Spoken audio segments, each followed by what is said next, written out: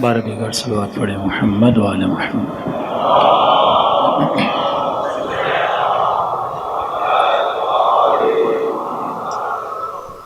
ایک سورہ فاتحہ کی گزارش ہے اپنے اپنے مرحومین کے لیے، شہدائے ملت جعفریہ کے لیے۔ بالاخص آج صبح ہمارے بہت ہی عزیز دوست اور نوجوان خطیب مولانا سید سفیر سجاد شیرازی صاحب، بہت ہی کامیاب خطیب اور نوجوان خطیب، جامعہ کوثر کے کامیاب ترین طالب علموں میں سے، اور آیت اللہ سیستانی کے بڑے کامیاب ترین شاگردوں میں سے، آج صبح ہی عشرے پہ جا رہے تھے تو ایک کار ایکسیڈنٹ میں 3 اپنے رفقا کے ساتھ ان کی ڈیتھ ہو گئی۔ ان خطیب جوان کو بھی یاد کریں، اپنے مرحومین کو بھی یاد کریں۔ خدا تمام تر مرحومین کے ان کے گھرانوں کو صبر جمیل عطا کرے۔ ان تمام کو یاد کرتے ہوئے ایک مرتبہ سورہ فاتحہ کی تلاوت کریں۔ بسم اللہ الرحمن الرحیم، الحمدللہ رب العالمین الرحمن الرحیم مالک یوم الدین صراط المستقیم صراط الذین انعمت علیہم۔ بسم اللہ الرحمن الرحیم، بسم اللہ الرحمن الرحیم۔ ربنا تقبل منا انک انت السمیع العلیم۔ صلوات پڑھے محمد وعلی محمد۔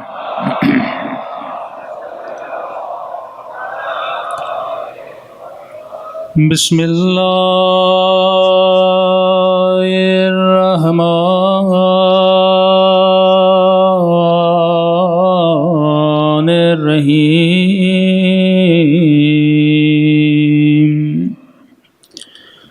الحمدللہ رب العالمین، الحمدللہ کما هو اہلہ، الصلاۃ والسلام علی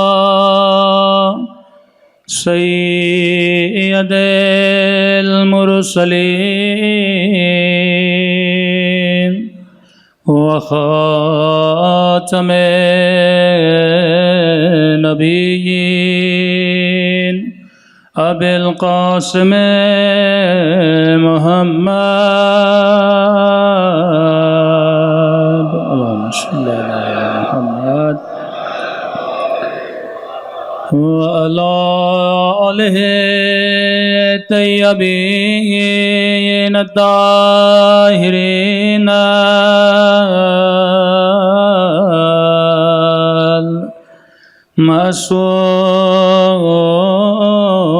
المعصومین۔ سب مل کر اپنے مولا کے ظہور کی دعا۔ اللہم کل ولیک حجت ابن الحسن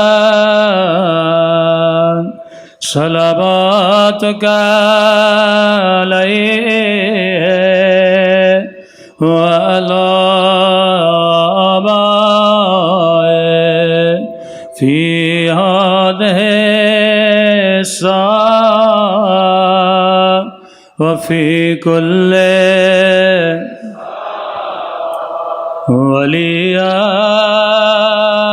وحافظاً وقائداً ودلیلاً وعینا حتی تسکنہ أرضك وتمتعه فيها طويلا برحمتك يا أرحم الراحمين۔ صلوات پڑھیں محمد عالم۔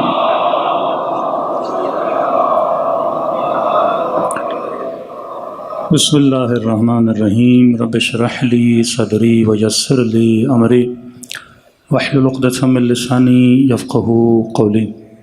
اما بعد فقط قال رسول اللہ صلی اللہ علیہ وآلہ وسلم ان الحسین مصباح الہدی و سفینۃ النجات۔ صلوات پڑھیں محمد و آل محمد۔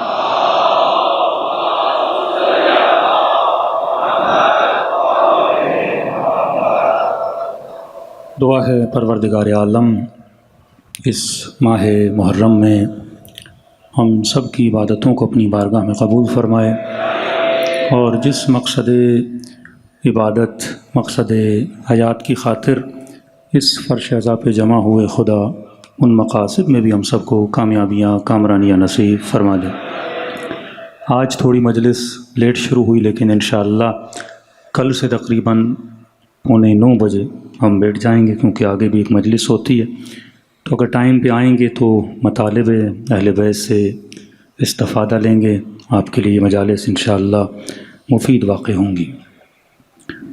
اکثر اعتراض شیعیان اہل بیت پہ کیا جاتا ہے کہ ہم بھی امام حسین کو مانتے ہیں، یا نہیں کہ دوسرے امام حسین کو نہیں مانتے۔ ہم بھی یزید کے اس فعل کی مذمت کرتے ہیں کہ اس لعین نے امام حسین کو شہید کیا۔ ہم بھی کہتے ہیں کہ یہ عمل، یہ فعل بہت برا تھا، لیکن ہر سال عزاداری کرنا، ہر سال غم منانا، اتنا خرچہ کرنا، نظر نیاز، علم، کالے کپڑے پہننا، یہ مردہ پرستی ہے۔ اتنا خرچہ اگر کرنا ہے تو قوم کی کسی بھلائی میں کیجئے، کسی اور کاموں میں کیجئے۔ تو اس عمل کو ایک ایسی نگاہ سے دیکھا جاتا ہے کہ جیسے ہم کوئی برا عمل کر رہے ہیں۔ جب انسان قرآن سے دور ہو جائے، تعالیم رسول سے دور ہو جائے، تو اسے اپنے فکر میں جو بدعتیں پیدا ہو گئی ہیں، جو خطور پیدا ہو گئے ہیں، اس کی وجہ سے وہ بہت آل محمد و آل محمد سے دور ہو جاتا ہے۔ سب سے پہلے یہ بات ذہن میں بٹھا دیجئے کہ کربلا ایک واقعہ نہیں ہے، کربلا ایک سرزمین کا نام نہیں ہے کہ آپ سے بولا جائے کربلا کیا ہے، آپ بولیں عراق میں ایک شہر ہے جس کا نام کربلا ہے۔ آپ کو بولا جائے آپ شیعہ کیا مناتے ہو، تو یہ کبھی مت کہا کرو کہ ہم ایک واقعہ منا رہے ہیں، ہم ایک قصہ تھا کربلا کا جسے ہم منا رہے ہیں، لوگوں کو سنا رہے ہیں۔ علماء فرماتے ہیں کربلا ایک تہذیب کا نام ہے، کربلا ایک کلچر کا نام ہے، کربلا ایک فکر کا نام ہے، کربلا ایک خاص طرز زندگی کا نام ہے، کربلا قوموں کو زندگی کرنے اور اس کا سلیقہ گزارنے اور راہ و رسم کا نام ہے۔ لیکن دشمن کی یہی کوشش ہے کہ کربلا کو محدود کیا جائے قصے میں۔ ٹی وی پہ آپ دیکھتے ہیں، بلاتے ہیں مولانا کو اور بولتے ہیں بتائیے کربلا میں کیا ہوا تھا، ایک قصے کی حد تک محدود کیا جائے۔ اور جب آپ اس قصے کو سناتے ہو تو فوراً بولتے ہیں کہ بھئی قصہ تو ایک بار سنایا جاتا ہے، یہ کیا طریقہ ہے کہ ہر سال محرم کا چاند نظر آتا ہے اور بار بار آپ اس قصے کو دہراتے ہو، بار بار اس قصے کو سناتے ہو۔ تو یہاں پہ ان کو جواب دینے کی ضرورت ہے کہ کربلا قصہ نہیں ہے، کربلا تہذیب ہے۔ ہمارے بچے فرش عزا پہ قصے سننے نہیں آتے، حسین سے زندگی گزارنے کا طریقہ سیکھنے آتے ہیں۔ ورنہ اگر کربلا نہ ہوتی تو آپ کو شیعوں کا کوئی اور رنگ نظر آتا۔ اگر کربلا نہ ہوتی، اس ملک میں جتنا شیعوں نے ملک کی سالمیت کے لیے کردار ادا کیا، یہ کردار آپ کو نظر نہ آتا۔ ورنہ القتل بالقتل، اگر ہمارے گلے کٹ رہے تھے تو ہم بھی گلے کاٹتے نا، لیکن نہیں، ہمیں کربلا نے صبر کا درس دیا، ہمیں کربلا نے تہذیب کا درس دیا۔ ورنہ سامنے سے گالی آتی تو ہم بھی گالی کا جواب گالی سے دیتے نا، لیکن حسین نے کہا نہیں، تو صفین میں علی کے لشکر کا ماننے والا ہے، کسی اور کا ماننے والا نہیں کہ تو گالی کا جواب گالی سے دے۔ رہی بات یہ کہ قصہ عجیب ہے کربلا کا، اگر یہ صرف قصہ ہوتا تو اس قصے کو رونما ہونے سے پہلے رسول اتنا یاد کیوں کرتے؟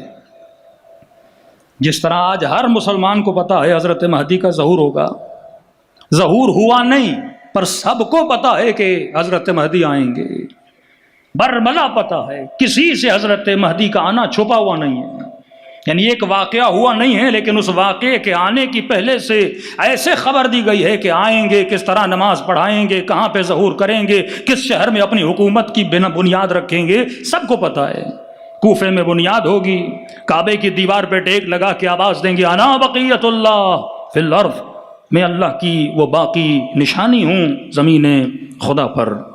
اسی طرح واقع کربلا کے رونما ہونے سے پہلے یہ نہیں کہ صرف رسول خدا، جناب آدم سے لے کر جناب خاتم تک ہر نبی کو بتایا گیا کہ حسین کی عظمت کیا ہے، حسین کا مقام کیا ہے۔ جب سامرہ جائیں تو دو بڑے علماء کی قبریں ایک ساتھ ہیں، ابن قولوے اور شیخ مفید۔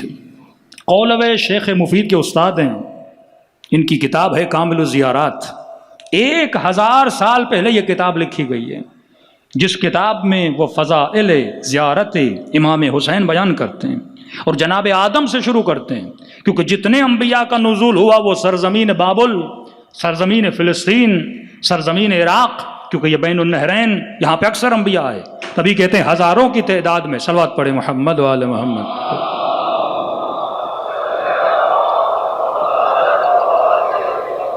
بار دیگر صلوات پڑھے محمد و آل محمد۔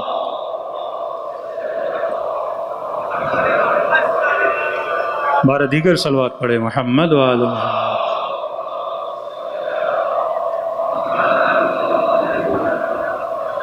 بار دیگر صلوات پڑھے محمد و آل محمد۔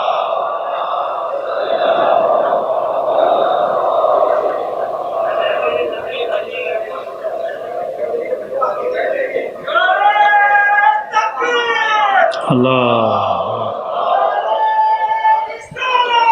یا رسول اللہ۔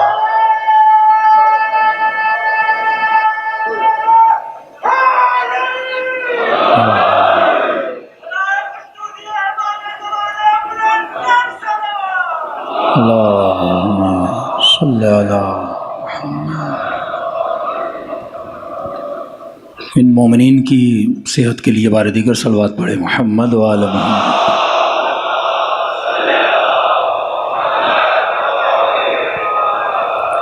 بار دیگر صلوات پڑھے محمد و آل محمد۔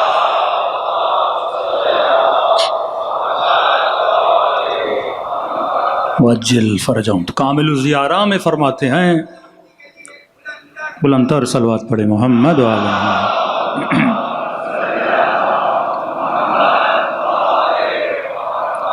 کم از کم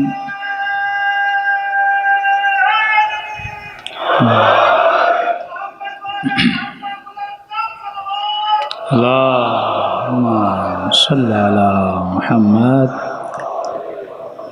اپنا صدقہ نکالا کریں، پنکھوں کا بھی صدقہ نکالا کریں کہ احتیاط کیا کریں، مجالس شروع ہونے سے پہلے ہر چیز کو ریپیئر کیا جائے، کیونکہ ایک چھوٹے سے حادثے کی وجہ سے کسی مومن کی جان کو خطرہ بھی ہو سکتا ہے۔ تو انتظامیہ کی ذمہ داری ہے کہ ہر پنکھے کو دیکھا جائے مومنین کے آنے سے پہلے۔ صلوات پڑھے محمد و آل محمد۔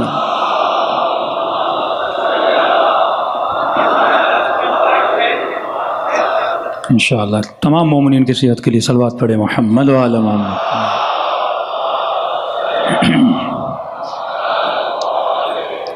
کہتے ہیں جتنے بھی انبیاء آئے وہ سرزمین بابل یعنی عراق، فلسطین، اسی خطے میں آئے، اور ہر نبی جب سرزمین کربلا سے گزرتا تھا اس کے بدن پر کوئی نہ کوئی زخم ضرور آیا ہے۔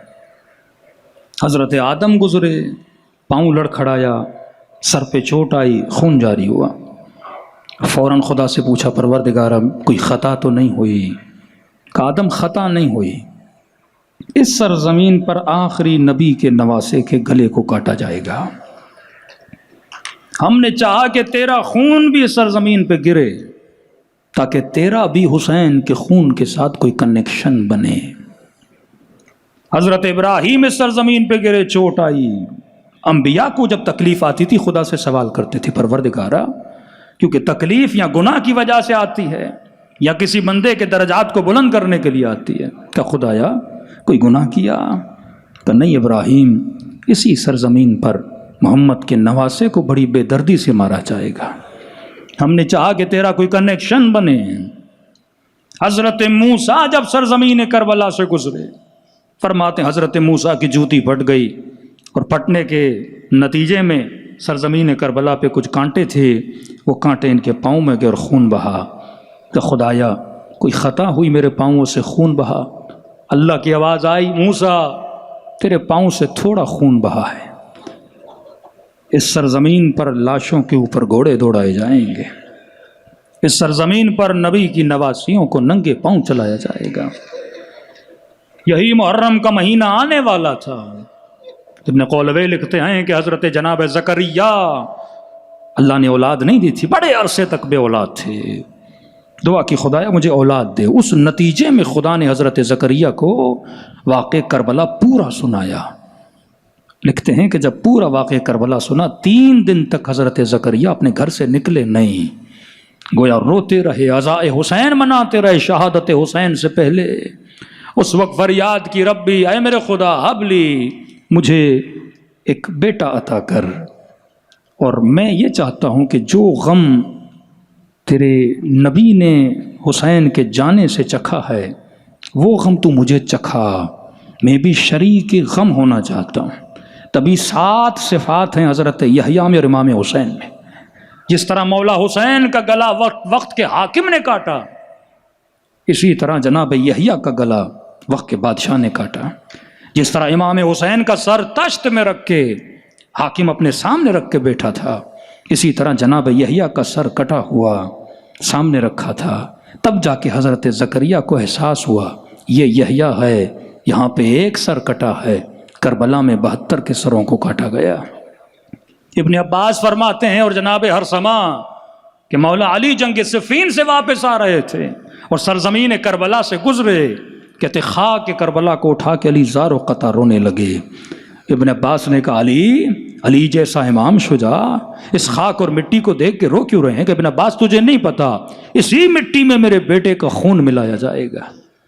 کسی امام کی قبر کی مٹی کو کھانا شفا نہیں ہے، لیکن یہ مٹی حسین کی مٹی تھی نا، یہ کربلا کی مٹی تھی، جس سے کھانا کیا ہے؟ شفا ہے۔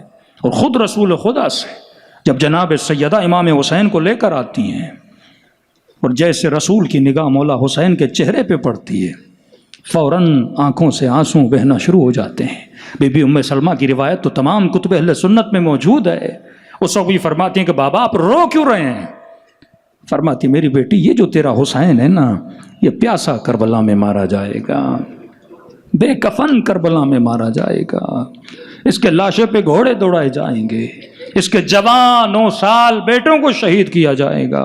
اس وقت سیدہ فرماتی ہیں بابا پھر میرے بیٹے کے لیے عزا کون منائے گا؟ نبی فرماتے ہیں یجددون العزا فی کل سنہ، اے میری بیٹی ایک قوم ہوگی جو تیرے لال کی ہر سال عزاداری منائیں گی، جیلن بعد جیل، اگر وہ نسل چلی بھی جائے ان کی اگلی نسل آئے گی اور وہ تیرے حسین کی عزاداری منائیں گی۔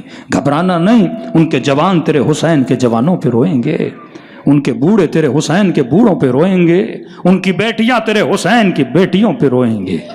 تو یہ قصہ نہیں ہے جس کی خبر اتنی پہلے دی جا رہی ہے۔ کربلا ایک تہذیب ہے، کربلا ایک کلچر ہے، کربلا ایک مکتب ہے، کربلا ایک درسگاہ ہے جہاں سے آ کے نوجوان کچھ سیکھتے ہیں اور اس مکتب سے اٹھ کے پوری قوموں میں جا کے درس حسین کو پھیلاتے ہیں۔ صلوات پڑھے محمد و آل محمد پر۔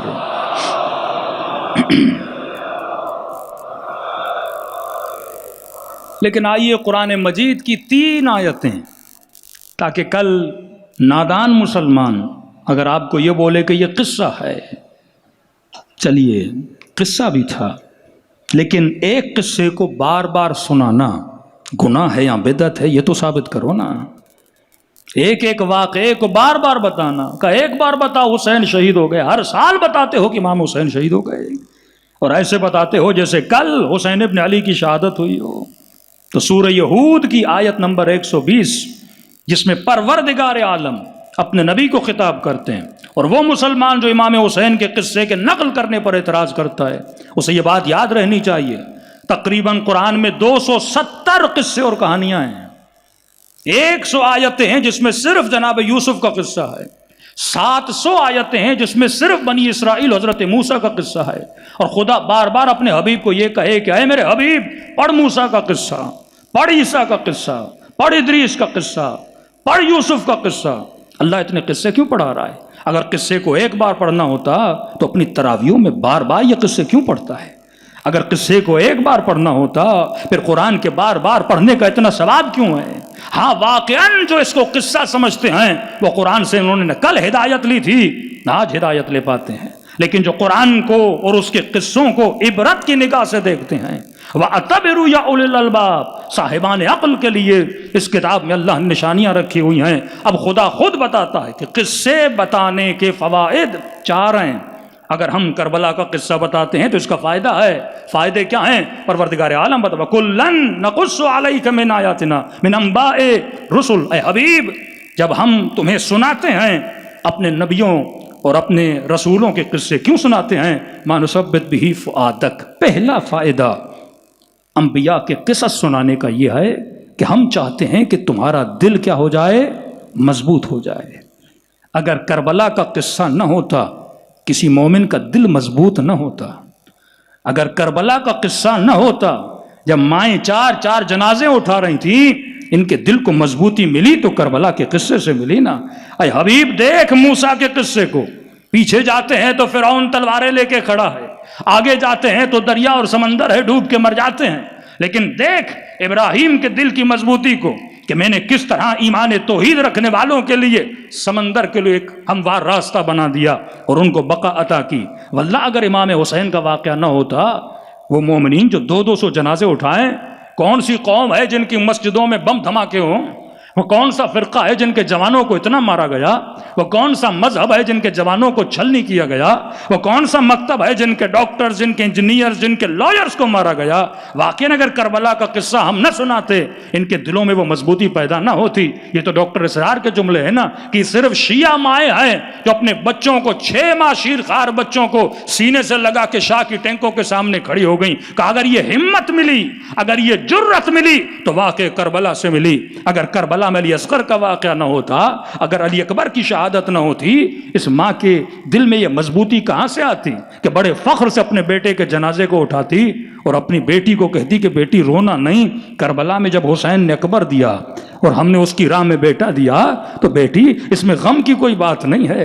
ایک ماں نے 4 بیٹے قربان کیے۔ یہ مضبوطی کہاں سے ملی؟ یہ کربلا کے قصے سے ملی نا۔ یہ مضبوطی کہاں سے ملی؟ یہ درسگاہ کربلا سے ملی نا۔ اگر کربلا نہ ہوتی آج یہ حوصلہ نہ ہوتا، اگر کربلا نہ ہوتی آج یہ لوگوں کے ضمیروں میں مضبوطی نہ ہوتی۔ یہ شہادت کا درس ہمیں کہاں سے ملا؟ یہ صبر کا درس ہمیں کہاں سے ملا کہ جب 2006 سے لے کر 2009 تک آپ پارا چنار کا واقعہ پڑھتے ہیں تو رونگٹے انسان کے کھڑے ہو جاتے ہیں۔ صرف مارا نہیں، صرف گلے نہیں کاٹے، اعضاء کو قطع کیا، بازو کاٹے، ٹانگیں کاٹی۔ وہ مشین جس سے درخت کاٹے جاتے ہیں، ان کے بدنوں کو کاٹ کے 26 سے 27 لوگوں کے بدنوں کو کاٹ کے تھیلیوں اور بوریوں میں ڈال کے ان کے ماں باپ تک بھیج دیا۔ ان کے ماؤں کو حوصلہ کس نے دیا؟ ان کے والدین کو حوصلہ کس نے دیا؟ کون سی قوم ہے جو اس طرح سے ٹکڑے اپنے جوانوں کے اٹھائے؟ یہ قرآن کی آیت ہے۔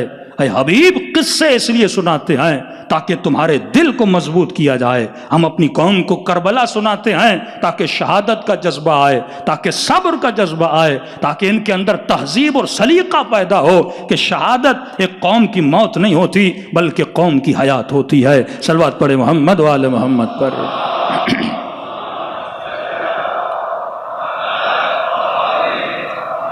پہلی دلیل ہے حبیب نثبت بہ فؤادک، قصے سنا تاکہ دل مضبوط ہو جائے، ہمت پیدا ہو جائے۔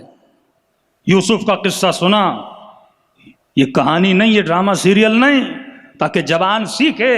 یوسف بھی جوان تھا، کس طرح گناہ میں پڑا اور اس نے عفت کو اختیار کیا، کس طرح گناہ کا سامنا ہوا، اپنی شہوت، اپنی خواہش کا گلا یوسف نے کیسے گھونٹا۔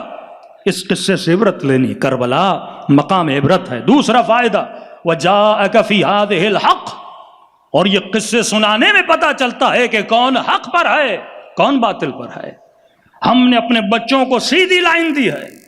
ہمارے بچے متزلزل نہیں ہیں، شک اور تردد کی منزل میں زندگی نہیں جیتے.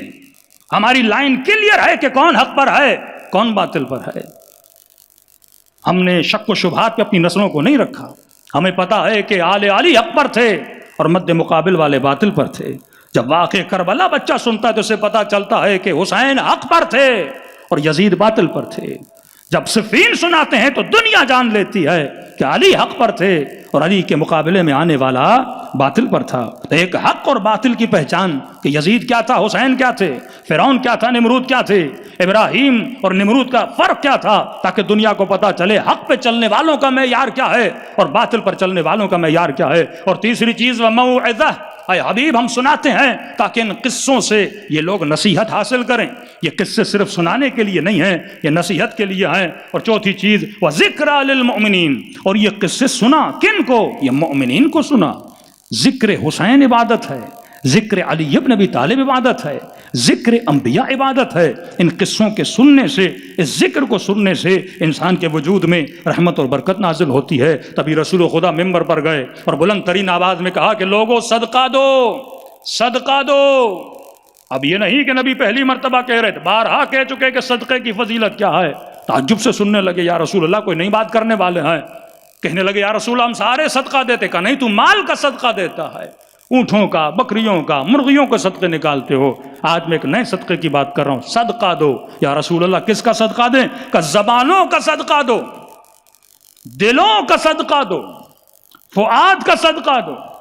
اصحاب کھڑے ہوئے یا رسول اللہ فافسر لنا، تفسیر کریے ہمارے لیے. زبانوں کا صدقہ کیسے نکالا جاتا ہے، دلوں کا صدقہ کیسے نکالا جاتا ہے؟ کہ دل کا صدقہ یہ ہے کہ دل میں علی اور آل علی کی محبت سے سرشار کر. یہ دلوں کا صدقہ ہے.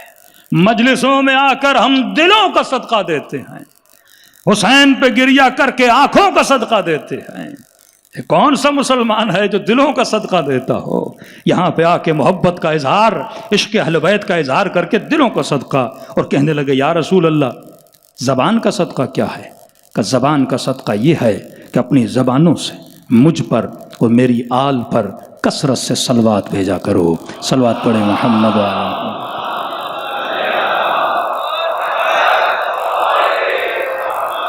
وعجل فرجهم. دوسری آیت من يعظم شعائر اللہ فهي من تقوى القلوب، جو اللہ کے شعائر کی عزت کرتا ہے یہی دلوں کی کیا ہے؟ تقوی ہے. اب 5 منٹ کے لیے مسلمان سوچے، ہر سال تو حج پہ جاتا ہے، کہتے یہ غیر اللہ کا ذکر ہے، خانقاہ بناؤ اور اللہ کا ذکر کرو. مجلسوں میں بدعت ہوتی ہے کیونکہ غیر اللہ کا ذکر ہے. تو یہ تو بتا تو حج پہ جا کے کس کا ذکر کرتا ہے؟ طواف کے علاوہ جتنی عبادات حج میں انجام دی جاتی ہیں، وہ سعی صفا و مروہ ہو، یہ دوڑنا کس کا دوڑنا تھا؟ ہزاروں سال پہلے ایک بی بی دوڑی تھیں اور تو آج پھر جا کے دوڑتا ہے. بھائی قصہ تھا، ایک بار بیان ہو گیا چھوڑ دے. لاکھوں مسلمانوں کو خدا بلاتا کہتا ہے دوڑ ایسے جیسے ابراہیم کی زوجہ دوڑی تھی. ایک کالا سا پتھر ہے، دھکے دیتے ہیں ایک دوسرے کو کہ ہم نے بوسہ دینا ہے. پتھر کوئی خدا ہے؟ تو پتھروں کو بوسہ کیوں دیتا ہے؟ کہ نہیں کیونکہ خدا نے کہا یہ پتھر ہے تو اس کو بوسہ دینا حکم پروردگار عالم ہے. اللہ نے لفظ استعمال کیا شعائر اللہ، شعر سے شعائر نکلانا. شعائر اللہ، شاعر اللہ جو اللہ کا نام بلند کرنے والی ہستیاں، جس کو بھی دیکھ کر خدا یاد آئے. جس نے بھی اللہ کی راہ میں کچھ کیا ہو تو اسے کیا کرنا چاہیے؟ یاد کرنا چاہیے. جناب ہاجرہ کس کے کہنے پر اس سرزمین پہ گئیں؟ اللہ کے کہنے پر. اتنے سالوں کے بعد اللہ نے بیٹا دیا اور خدا نے حکم دیا کہ ایسی سرزمین پہ لے جا، زمین ذی زرع ہے، نہ فصل ہوتی ہے، نہ گندم ہوتی ہے، نہ پانی ہے، کچھ بھی نہیں، خشک اور سرزمین خشک، پانی بھی نہیں، گرمی شدت بھری. یہ عجیب واقعہ جناب ہاجرہ کہتی ہیں جب ابراہیم چھوڑ کے جا رہے تھے میں بار بار دیکھ رہی تھی، ایک بار تو مڑ کے دیکھے گا، بیٹے کی محبت، بیوی کی محبت ایک بار تو دیکھے گا، لیکن کہتی ہیں نہیں، ابراہیم نے ایک بار بھی مڑ کے نہیں دیکھا۔ اگر مڑ کے دیکھتے تو حکم خدا میں تزلزل کی نشانی تھی۔ جب اللہ نے کہا تو میرے آسرے پہ چھوڑ کے گیا ہے تو پھر ابراہیم تجھے گھبرانے کی ضرورت نہیں ہے۔ مڑ کے وہ دیکھتا ہے جس کا دل دھڑکتا ہے کہ بیوی کا کیا ہوگا، بچے کا کیا ہوگا، لیکن حکم خدا تھا ابراہیم چھوڑ کے جا، میں خدا ان کا نگہبان ہوں۔ چھوڑ کے چلے جاتے ہیں، پانی کی تلاش میں بھی کبھی ادھر دوڑ رہی ہیں کبھی ادھر دوڑ رہی ہیں۔ تو ہاجرہ کی یاد کو زندہ رکھنا اگر خدا کی یاد زندہ رکھنے کے برابر ہے تو حسین کی یاد کو زندہ رکھنا کیا خدا کی یاد رکھنے کے برابر نہیں ہے؟ جن کی مجلسوں میں آ کر لوگوں کو یاد خدا دلائی جائے، جن کے حرم میں جا کر لوگ جا کے سجدے پروردگار عالم انجام دیں، ہر وہ کام جا کے مسلمان حج پہ کرتا ہے۔ شیطان کو کنکر مارتا، بھائی کیوں مار رہے ہو؟ کہ ابراہیم نے مارے تھے۔ جب بغیر تدبیر کے لوگ کنکر مار کے آتے انہیں کچھ نہیں ملتا۔ علامہ الحفیظ کا مقام تو ہے نا، کرانا ثناء اللہ بھی پتھر مارے شیطان کو، یقیناً شیطان نے برا مانا ہوگا۔ یہ حج ہیں مسلمانوں کے، یہ سعی و صفا ہے مروہ مسلمانوں کی۔ کبھی کعبے کے اندر جاتے ہیں، کبھی چھت پہ جاتے ہیں اور آ کر فخر کرتے ہیں ہم پتھروں کو چوم کے آ گئے۔ ملا کیا تجھے ان پتھروں سے؟ سعی و صفا و مروہ سے تجھے کیا ملا؟ یہ فوائد جو خدا بتا، من تقوی القلوب، شاعر اللہ کی تعظیم کرنے سے دل کی تقوی ملتی ہے۔ تو پتھر بھی مار کے اور تیرے اندر تقوی نہ آئے، جیسا جائے ویسا واپس آئے، یہ بت پرستی ہے۔ ہدایت تب ملتی ہے جب بندہ وہاں جائے کوئی عبرت لے کر آئے کہ سوچو ابراہیم جب پتھر مار رہے تھے وسوسہ کیسا کیا جا رہا تھا ابراہیم کو، جواں بیٹے کو ذبح کرنے جا رہے ہیں، وہی نازل نہیں ہوئی، وہی نازل ہوتی تو حکم قطعی تھا۔ خواب، بیٹا میں نے خواب میں دیکھا ہے میں تجھے ذبح کر رہا ہوں۔ کہ بابا پھر سوچنا کیسا، دیکھا ہے تو ذبح کریے، بیٹا ہو تو ایسا، باپ ہو تو ابراہیم جیسا، پھر نسل اسماعیل سے اگر کوئی بیٹا آتا ہے تو حسین جیسا۔ اس وسوسوں کو دیکھ کر ابراہیم نے کنکر مارے۔ یہ سارے افعال جو تم انجام دیتے ہو کیوں؟ کیونکہ یہ شاعر اللہ ہیں۔ حسین شاعر اللہ میں سے ہیں، آل ابا ہیں، کسا اور چادر کسا کے اصحاب میں سے ہیں۔ وہ حسین جس کے ہونٹوں کو نبی بوسا دیں، جن کے لیے نماز اور سجدوں کو طول دیں، امت کو بتا کر جائیں کہ ان الحسن والحسین سیدہ شباب اہل الجنہ، حسن و حسین جنت کے جوانوں کے سردار ہیں۔ تیسری آیت، اس آیت کے بعد تو مجلس پہ کوئی اعتراض بنتا ہی نہیں، عزاء حسین پر کوئی اعتراض بنتا ہی نہیں۔ 23 سال میرے حبیب نے محنت کی، زحمت کی، 23 ایئرز، پتھر کھائے، زخم کھائے، کبھی جادوگر بولا، کبھی ساحر، کبھی مجنون، عمار کو شہید کیا، بلال کے سینے پہ پتھر رکھا، جناب حمزہ کے بدن کو مسلح کیا گیا، کان کاٹے گئے، ناک کاٹا گیا۔ اتنی زحمتوں کے بعد اب مصطفیٰ امت سے کچھ مانگ رہے ہیں، فرماتے ہیں قل لا اسألکم علیہ اجرا الا المودۃ فی القربى۔ اے امت مصطفیٰ، اے نبی کا کلمہ پڑھنے والو، مجھے کچھ بھی نہیں چاہیے، بس یہ ہے کہ میرے قربا سے مودت کیا کرو۔ طاہر القادری صاحب اپنی کتاب میں لکھتے ہیں جب رسول سے پوچھا گیا نا یہ قربا کون ہے، فرماتے ہیں علی، اولاد علی، اور میری بیٹی فاطمۃ الزہرا۔ صلوات پڑھیں ان کی شان۔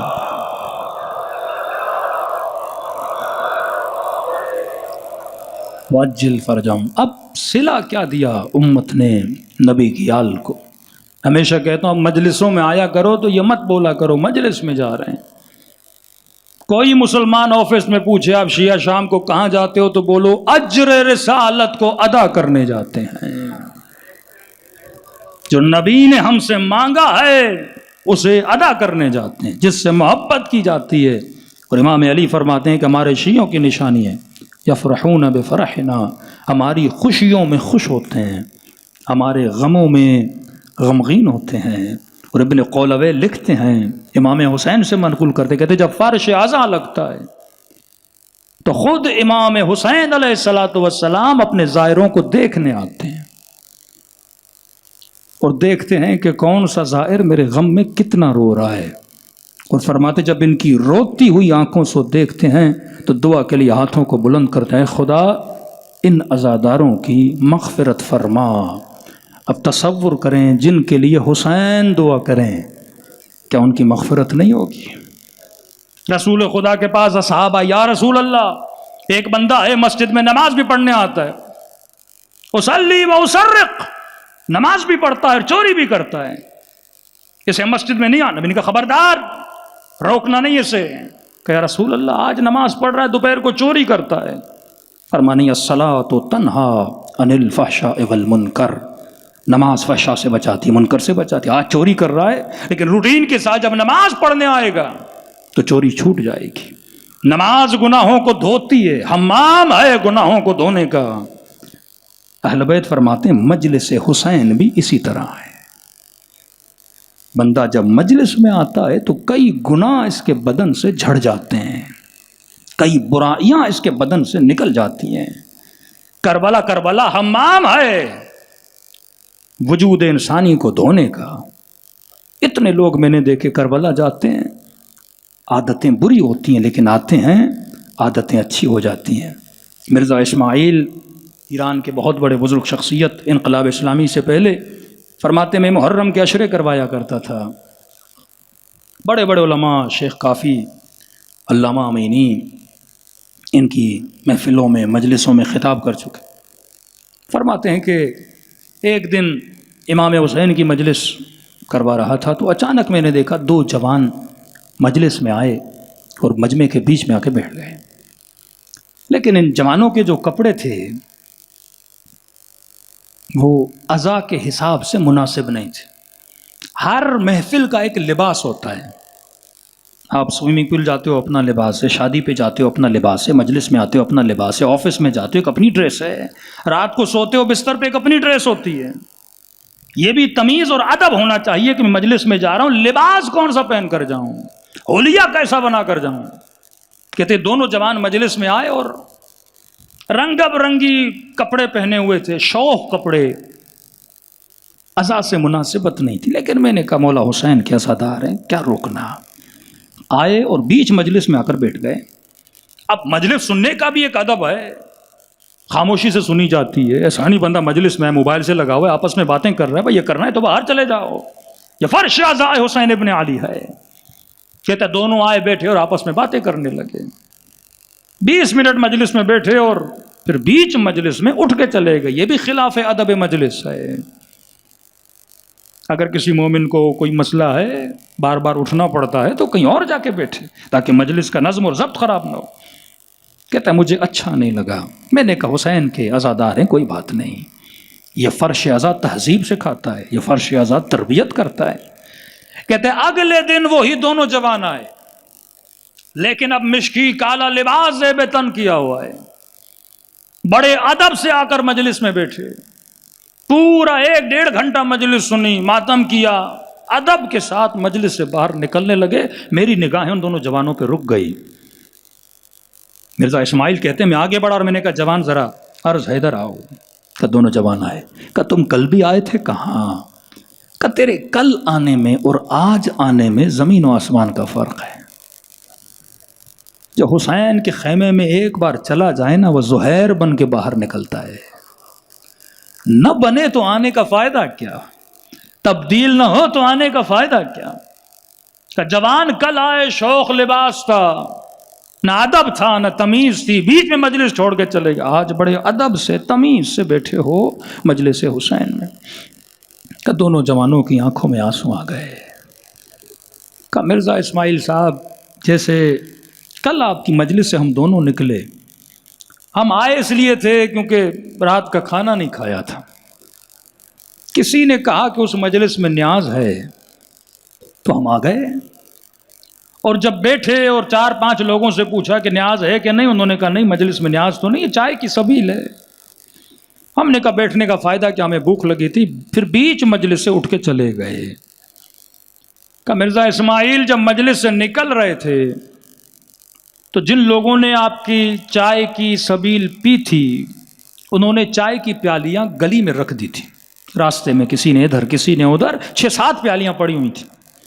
میں نے اپنے دوست کو کہا بھائی پیالیاں روڈ پہ پڑی ہیں، انہوں نے زحمت کی ہے، مولا کی سبیل چلائی ہے، پیالیاں پیسوں سے خریدی ہیں، اگر کسی کا پاؤں لگ گیا پیالی ٹوٹ جائے گی، لہٰذا یہ پیالیاں ہم سائڈ پہ کر دیتے ہیں۔ کہتے ہم دونوں دوستوں نے پیالیاں اٹھائیں اور سائڈ پہ رکھی۔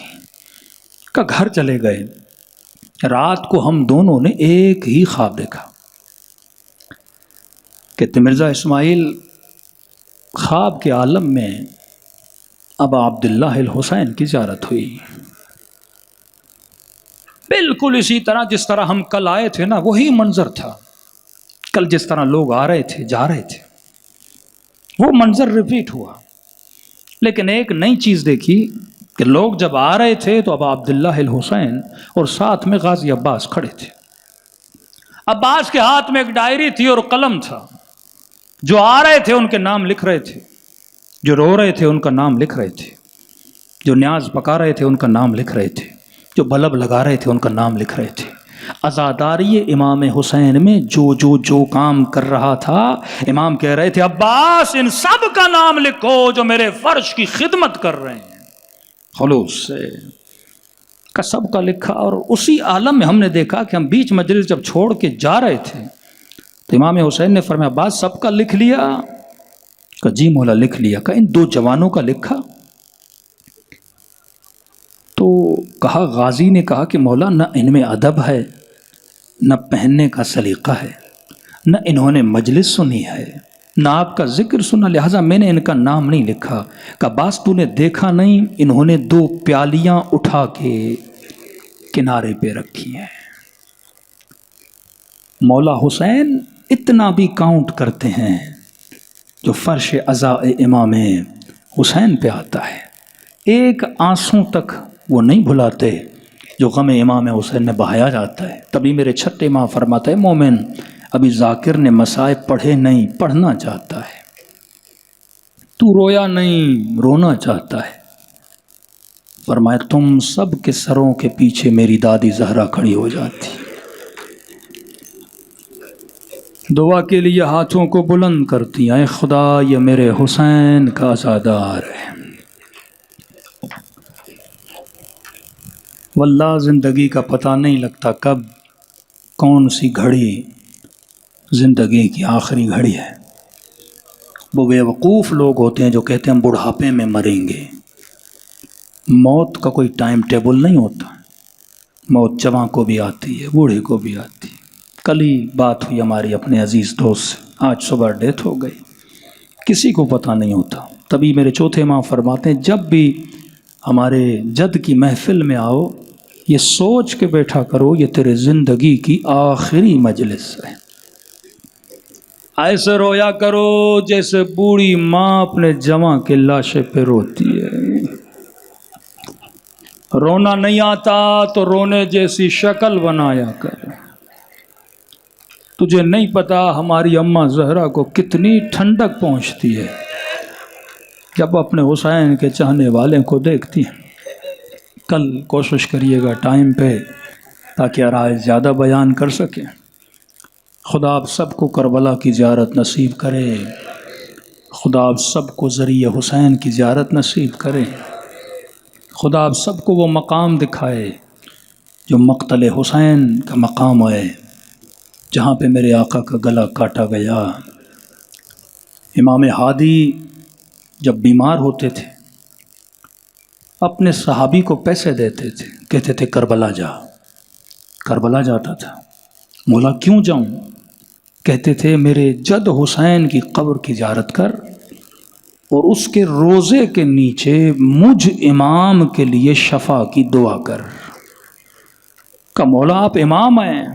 کہ یہ جان لے تحت قبۃ الحسین حسین کے روزے کے نیچے کی گئی دعا کو خدا کبھی رد نہیں کرتا۔ جب وہاں جایا کرو تو اپنے کلمات کو ضائع نہ کیا کرو، دلوں کو کربلا کی طرف لے جائیں، سلام کریں اپنے آقا کی مظلومیت پہ، ایسے سلام کریں جیسے سکینہ نے سلام کیا، ایسے سلام کریں جیسے سیدہ زینب نے سلام کیا۔ اے مومن، تو بھوکا نہیں، تو پیاسا نہیں، لیکن جب سکینہ سلام کر رہی تھی 3 دن کی پیاسی تھی، کسی نے تماچا مارا، کسی نے تازیہ نہ مارا۔ السلام علی الحسین وعلی علی ابن الحسین وعلی اولاد الحسین وعلی اصحاب الحسین، سب مل کے السلام علی وعلی علی ابن وعلی اولاد وعلی اصحاب حسین کی صدا بلند ہو، السلام علی الحسین وعلی علی ابن وعلی اولاد وعلی اصحاب۔ میرا سلام زینب کی لٹی ہوئی چادر پہ،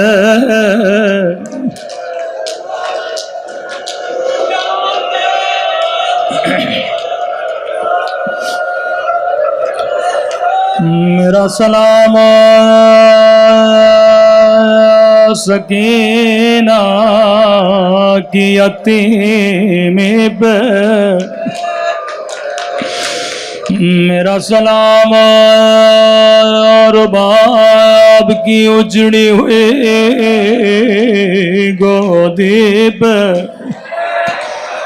میرا سلام دو کٹے ہوئے بازوؤں پہ، میرا سلام اس درد بھرے منظر پہ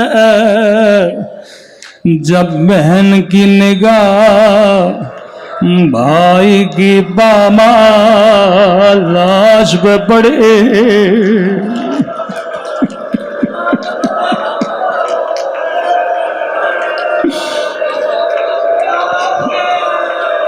آج شب جمعہ ہے،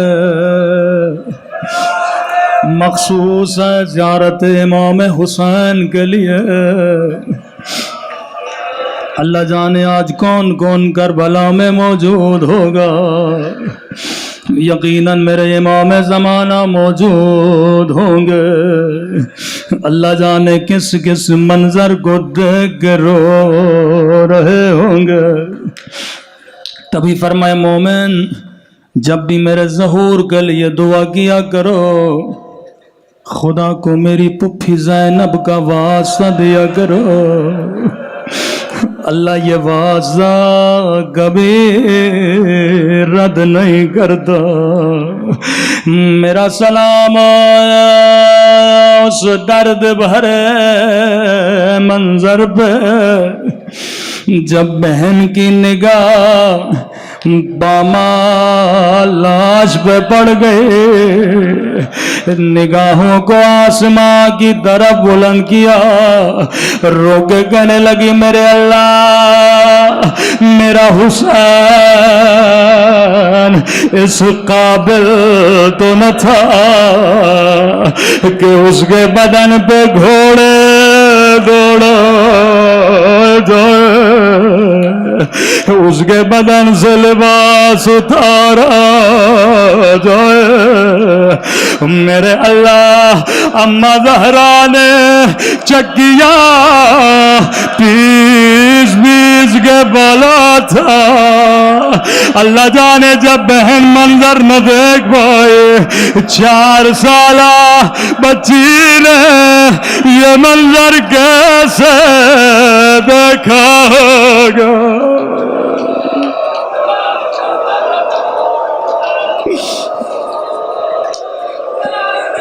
فرمایا جب بھی میرے ظہور کی دعا کرو خدا کو 2 باز دیا کرو، ایک میری پھوپھی زینب کا، دوسرا میری ننی سی سکینہ کا۔ بی بی زینب فرماتی ہیں جب گودیے قتل گاہ میں پہنچی میں نے کیا دیکھا، 4 سالہ بچی ہے جس نے بابا کی گردن پہ سر رکھا ہوا ہے۔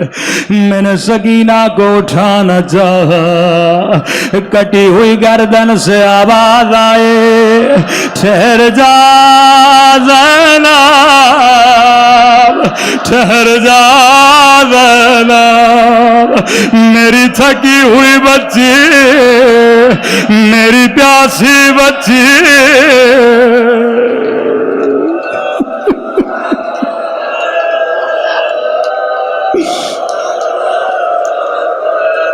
شب جمعہ ہے، اپنے مرحوموں کو یاد کیا کرو۔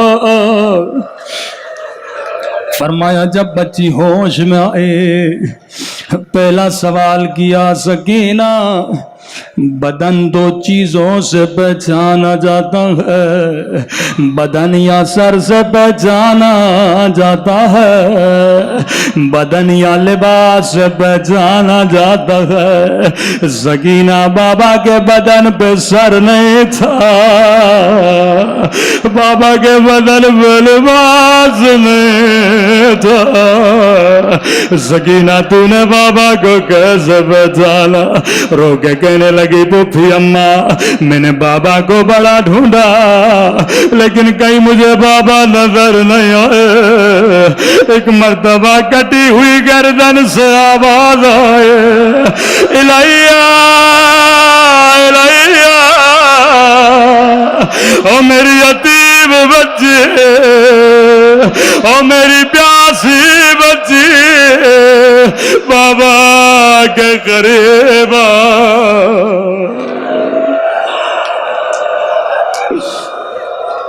اللہ جانے بچی نے یہ منظر کیسے دیکھا ہوگا۔